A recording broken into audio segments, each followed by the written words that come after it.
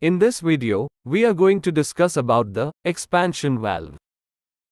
Expansion valve is an important component in an AC system. There are three types of expansion valve. Thermal expansion valve, the electronic expansion valve, and fixed orifice expansion valve. We are going to explain about the thermal expansion valve, which is the most commonly used expansion valve. It does two important jobs. One is, it expands the refrigerant and reduces its pressure and temperature.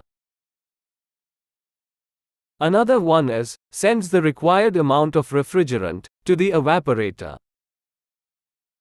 How can the temperature of a refrigerant be reduced by expanding it? Let's do a little experiment. When we blow air, like in this first picture, we can feel some hot air coming.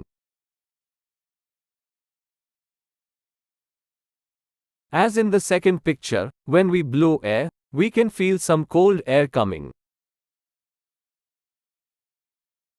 When we compress and release hot air, the temperature of the air will drop. Similarly, when we compress and release the refrigerant, the temperature of the refrigerant decreases. When 4 people enter a room where AC is running, the temperature of that room increases. At that time, the expansion valve sends more refrigerant to the evaporator and cools the room. After everyone has left that room, the expansion valve will reduce the amount of refrigerant going to the evaporator, as the room does not need more cooling. First, let's know its parts. This is thermal expansion valve. This is the inlet through which the refrigerant enters. It is the outlet through which the refrigerant goes out. This is the main body, inside which there is a spring. Refrigerant flow control is done through this spring. This normally keeps the refrigerant passage closed. This is an adjusting valve, through which we can adjust the spring manually. It is a thermal bulb that has a refrigerant inside. It is a small tube of about 1 mm diameter. It has a diaphragm inside. Diaphragm means it is in a round disc shape. Now let's see how it works. The thermal bulb is connected to the outlet of the evaporator, like this. There is a refrigerant inside this thermal bulb. The refrigerant used in the thermal bulb is the same refrigerant used in the AC unit. For example, if R410A refrigerant is used in the AC unit, the same refrigerant is used in the thermal bulb. The refrigerant that enters the evaporator is heated and converted into vapor and exits.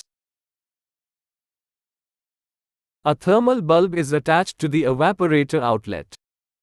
When the outlet heats up, heat is transferred to the thermal bulb.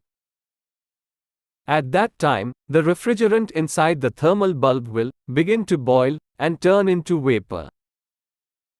All this vapor comes through this small tube to the diaphragm in the expansion valve and pushes the diaphragm down under high pressure. This diaphragm is connected to a spring inside the expansion valve. When the diaphragm is pressed down, this spring is also compressed. Now, the refrigerant path increases and more refrigerant goes to the evaporator. Hence, the evaporator coil also cools down quickly. After the evaporator coil cools down, its outlet part also starts cooling down.